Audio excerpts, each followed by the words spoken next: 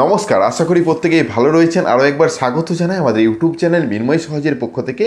আজকে যে বিষয় নিয়ে আলোচনা, ন্যাশনাল মিনস কাম মেরিট স্কলারশিপের ফাইনাল অ্যান্সার কি, অর্থাৎ NMMSC 2024-এ যারা পরীক্ষা দিয়েছেন MAT আর SATর ফাইনাল অ্যান্সার কি প্রকাশ করা হয়েছে, কিন্তু ফাইনাল মেরিট লিস্ট কবে প্রকাশ করা হবে। তো এই সম্বন্ধে বিস্তারিত আলোচনা। যে লিস্টে নাম থাকলে আপনি এই স্কলারশিপ 4 বছর পাবেন 12,000 টাকা করে, এই সম্বন্ধে বিস্তারিত আলোচনা করতে চলেছি। অবশ্যই ভিডিওটাকে স্কিপ না করে লাস্ট পর্যন্ত দেখুন এবং আমাদের সাথে থাকুন। একটা ছোট্ট অনুরোধ, যদি আপনি আমাদের চ্যানেলে নতুন আসছেন, চ্যানেলটাকে অবশ্যই সাবস্ক্রাইব করুন। পাশের দেওয়া বেল আইকনটা ক্লিক করতে ভুলবেন না, পরবর্তী নোটিফিকেশন যাতে সবার আগে সবার প্রথমে আপনার কাছে পৌঁছায়। আর যারা অলরেডি সাবস্ক্রাইব করে আমাদেরকে সাপোর্ট করছেন, অসংখ্য ধন্যবাদ। এভাবেই সাথে থাকুন। হ্যাঁ, যদি ফেসবুক থেকে ভিডিওটা দেখছেন, অবশ্যই পেজটাকে ফলো করুন, ভিডিওটা শেয়ার করে দিন।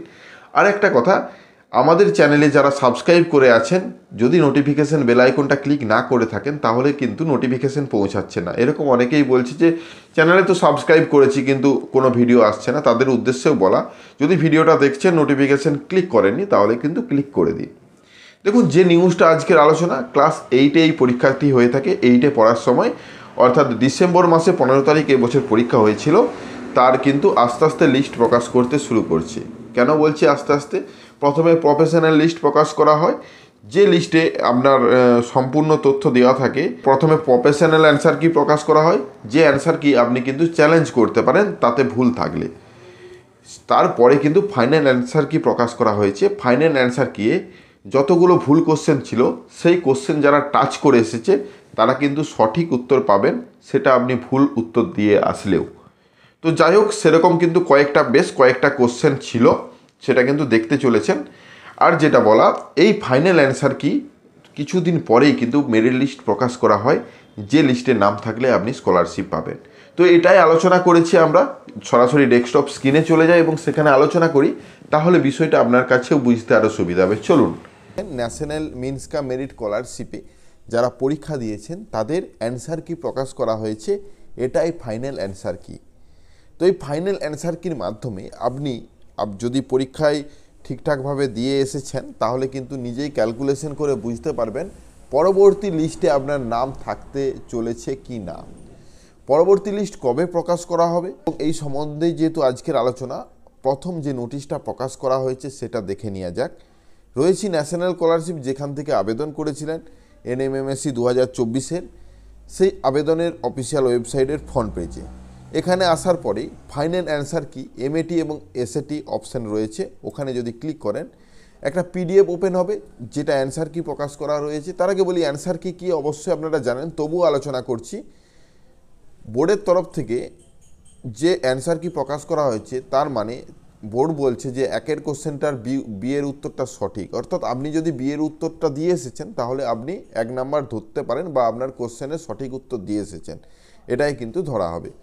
তাছাড়া নিচের দিকে কিছু কিছু লেখা রয়েছে 1 মার্ক বলে, তো এগুলোর কোশ্চেনে ভুল ছিল। যারা অ্যাটেন্ড করেছেন এই কোশ্চেনে তারাই কিন্তু সঠিক উত্তর পাবেন, সেটা আপনি যে নাম্বারেই বা ABCD যেখানেই দাগ দিয়ে থাকেন না কেন। যাই হোক, এই লিস্টটা যে প্রকাশ করা হয়েছে, এই লিস্টটা প্রকাশ করা হয়েছে 15/1/2025-এ। আপনারা দেখতে পাচ্ছেন 15 তারিখে 1 মাসে 2025-এর এই লিস্ট প্রকাশ করা হয়েছে। পরবর্তীতে কবে মেরিট লিস্টটা প্রকাশ করা হবে, যেখানে নাম থাকলে আপনি প্রতি 4 বছর 12,000 টাকা করে স্কলারশিপ পাবেন। তো যাই হোক, সেটা দেখার জন্য স্কলারশিপের অফিসিয়াল ওয়েবসাইটে রয়েছি। এখানে আসার পরে আমরা চলে যাব ওল্ড নোটিশে। তো ওল্ড নোটিশে ক্লিক করার সাথে সাথে দেখতে পাবেন সম্পূর্ণ তথ্য, যেখানে আগের সালের বা আগের প্রিভিয়াস 5-6টা সালের ডিটেলস কিন্তু আপনারা পাবেন।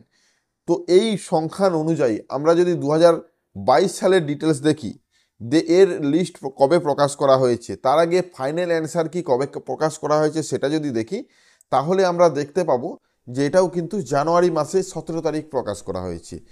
অর্থাৎ 23 সালের জানুয়ারি মাসের 17 তারিখ যেটা প্রকাশ করা হয়েছে, তার যে লিস্ট সেটা প্রকাশ করা হয়েছে কবে। লিস্ট দেখার জন্য এখানে লিস্টে ক্লিক করলে আপনি ডিস্ট্রিক্ট ওয়াইজ লিস্টগুলো দেখতে পারেন। আপনি যে ডিস্ট্রিক্টের মধ্যে রয়েছেন সেই ডিস্ট্রিক্টে ক্লিক করলে সেই ডিস্ট্রিক্টের সিলেকশন ক্যান্ডিডেট, অর্থাৎ যারা সিলেক্ট হয়েছেন তাদের নাম দেখতে পাবেন, তাদের লিস্টের নাম রয়েছে।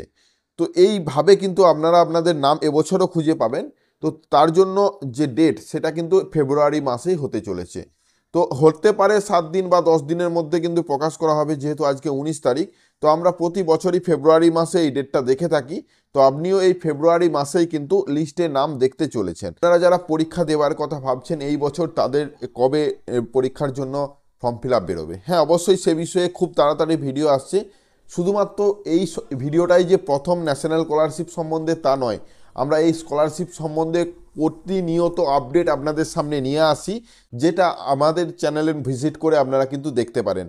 শুধুমাত্র ফর্ম ফিল আপ, শুধুমাত্র এক্সামিনেশন, শুধুমাত্র রেজাল্ট তাই নয়, কিভাবে প্রস্তুতি নিয়ে আপনি ভালোভাবে পরীক্ষা দিয়ে উত্তীর্ণ হবেন সেই বিষয়েও কিন্তু আমরা আলোচনা করে থাকি। অর্থাৎ A to Z তথ্য NMMSC সম্বন্ধে আমরা দিয়ে থাকি। যদি আপনি NMMSCতে পরীক্ষা দিতে ইচ্ছুক, ক্লাস 8-এ পড়ছেন বা পরের বছর ক্লাস 8-এ উঠবেন, অবশ্যই আমাদের সাথে জুড়ে থাকুন, আমাদের চ্যানেলটাকে সাবস্ক্রাইব করে রাখুন।